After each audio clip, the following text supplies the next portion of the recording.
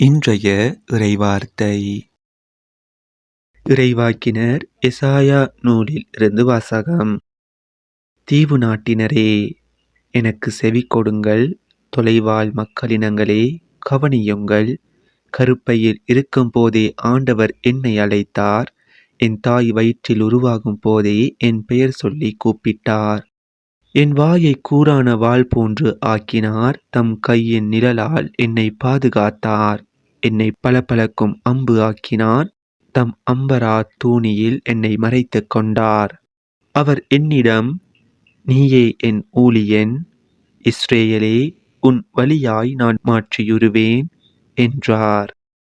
நானோ, வீணாக நான் உழைத்தேன், வெறுமையாகவும் பயனின்றியும் என் ஆற்றலை செலவழித்தேன். ஆயினும் எனக்குரிய நீதி ஆண்டவரிடம் உள்ளது. என் பணிக்கான பரிசு என் கடவுளிடம் இருக்கின்றது என்றேன். யாக்கோபை தம்மிடம் கொண்டு வரவும், சிதறுண்ட இஸ்ரேலை ஒன்று திரட்டவும் கருப்பையிலிருந்தே ஆண்டவர் என்னை தம் ஊழியனாக உருவாக்கினார். ஆண்டவர் பார்வையில் நான் மதிப்பு பெற்றவன். என் கடவுளை என் ஆற்றல். அவர் இப்பொழுது உரைக்கிறார். அவர் கூறுவது, யாக்கோபின் குலங்களை நிலைநிறுத்துவதற்கும் இஸ்ரேலில் காக்கப்பட்டோரை திருப்பி கொணர்வதற்கும் நீ என் ஊழியனாக இருப்பது எளிதன்றோ? உலகம் முழுவதும் என் மீட்பை அடைவதற்கு நான் உன்னை பிற இனத்தாருக்கு ஒளியாகவும் ஏற்படுத்துவேன். இது ஆண்டவர் வழங்கும் அருள்வாக்கு. இறைவா, உமக்கு நன்றி. இன்றைய தினத்துக்கு உரிய நற்செய்தி வாசகம். யோவான் எழுதிய தூய நற்செய்தியில் இருந்து. அக்காலத்தில் தம் சீடர்களுடன் பந்தி அமர்ந்த இயேசு உள்ளம் கலங்கியவராய், உங்களுள் ஒருவன் என்னை காட்டிக் கொடுப்பான் என உறுதியாக உங்களுக்கு சொல்கிறேன் என்று திட்டவட்டமாக கூறினார். யாரை பற்றி அவர் இப்படி கூறினார் என்று தெரியாமல் சீடர்கள் குழப்பமுற்று ஒருவரை ஒருவர் நோக்கினார்கள். இயேசுவின் சீடருள் ஒருவர் அவர் அருகில் அவர் மார்பு பக்கமாய் சாய்ந்திருந்தார். அவர் மேல் இயேசு அன்பு கொண்டிருந்தார். சீமோன் பேதுரு அவருக்கு சைகை காட்டி, யாரை பற்றி கூறுகிறார் என கேள் என்றார். இயேசுவின் அருகில் அவர் மார்பு பக்கமாய் சாய்ந்திருந்த அவர், ஆண்டவரே, அவன் யார் என்று கேட்டார். இயேசு மறுமொழியாக, நான் யாருக்கு அப்ப துண்டை தோய்த்து கொடுக்கிறேனோ அவன்தான் என சொல்லி அப்ப துண்டை தோய்த்து சீமோன் இஸ்காரியோத்தின் மகனாகிய யூதாசுக்கு கொடுத்தார். அவன் அப்ப துண்டை பெற்றதும் சாத்தான் அவனுக்குள் நுழைந்தான். இயேசு அவனிடம், நீ செய்ய இருப்பதை விரைவில் செய் என்றார். இயேசு ஏன் அவனிடம் இப்படி கூறினார் என்பதை பந்தியில் அமர்ந்திருந்தோர் யாரும் புரிந்து கொள்ளவில்லை. பணப்பை யூதாசிடம் இருந்ததால் திருவிழாவுக்கு தேவையானதை வாங்கவோ ஏழைகளுக்கு ஏதாவது கொடுக்கவோ இயேசு அவனிடம் கூறியிருக்கலாம் என்று சிலர் நினைத்து கொண்டனர்.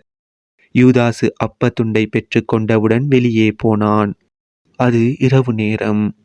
அவன் வெளியே போன பின் இயேசு, இப்போது மானிட மகன் மாட்சி பெற்றுள்ளார்.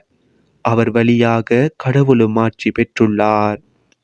கடவுள் அவர் வழியாக மாட்சி பெற்றாரானால் கடவுளும் தம் வழியாய் அவரை மாட்சிப்படுத்துவார். அதையும் உடனே செய்வார். பிள்ளைகளே, இன்னும் சிறிது காலமே உங்களோடு இருப்பேன். நீங்கள் என்னை தேடுவீர்கள். ஆனால் நான் போகும் இடத்திற்கு உங்களால் வர இயலாது. இதையே யூதர்களுக்கு சொன்னேன், இப்போது உங்களுக்கும் சொல்கிறேன் என்றார். சீமோன் பேதுரு இயேசுவிடம், ஆண்டவரே, நீர் எங்கே போகிறீர் என்று கேட்டார்.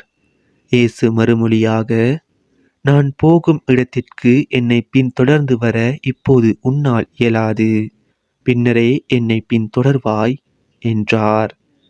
பேதுரு அவரிடம், ஆண்டவரே, ஏன் இப்போது நான் உம்மை பின்தொடர இயலாது? உமக்காக என் உயிரையும் கொடுப்பேன் என்றார். இயேசு அவரை பார்த்து, எனக்காக உயிரையும் கொடுப்பாயோ? நீ மும்முறை என்னை மறுதலிக்கும் முன் சேவல் கூவாது என உறுதியாக உனக்கு சொல்கிறேன் என்றார். இது ஆண்டவர் வழங்கும் அருள்வாக்கு. இறைவா, உமக்கு நன்றி.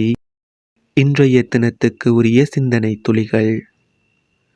ஒரு புறம் இயேசு பரிசேயர்களின் தலைமை குருக்களின் சதி திட்டங்களையும் எதிர்ப்புகளையும் அறிந்திருந்தார். அதே வேளையில் தம்முடன் ஒட்டி உறவாடி வாழ்ந்து வந்த சீடர்களின் மனநிலையையும் நன்கு அறிந்திருந்தார். உள்ளம் கலங்கியவராய், உங்களுள் ஒருவன் என்னை காட்டிக் கொடுப்பான் என்று இயேசு சொன்னார். எச்சரிக்கை விடுத்தும் அன்பு காட்டி அழைப்பு கொடுத்தும் இயேசு செய்த முயற்சிகள் பலன் தரவில்லை. 30 காசுகள் பேரம் பேசி அதனை பெற்றுக்கொண்டு இயேசுவை காட்டிக் கொடுத்தான் யூதாஸ் இஸ்காரியோத்து. தன்னையும் பிடித்து சென்று விடுவார்களோ என்று பயந்து இயேசுவை தெரியவே தெரியாது என்று மறுதலித்தார் பேதுரு. இயேசுவின் மீது விழுந்த மிக கசப்பான தாக்குதல்கள் இவை. அன்றன்றைக்கான இறை வார்த்தைகளையும் நற்செய்தி வாசகங்களையும் சிந்தனை துளிகளையும் பெற்றுக்கொள்ள நம் சேனலை சப்ஸ்கிரைப் செய்து கொள்ளுங்கள்.